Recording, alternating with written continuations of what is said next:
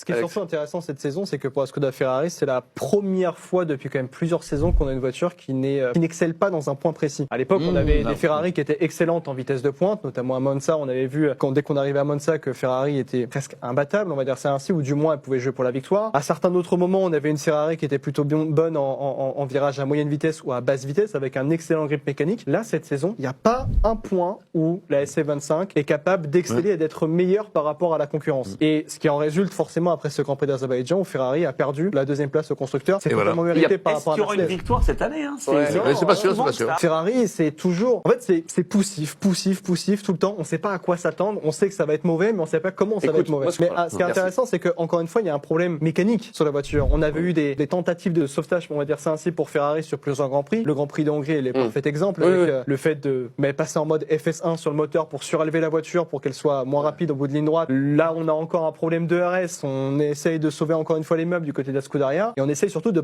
faire en sorte que la voiture ne soit pas disqualifiée, parce qu'il y a toujours ces problèmes aussi de surélévation de la monoplace. Ce qui a failli arriver la dernière fois, bien sûr.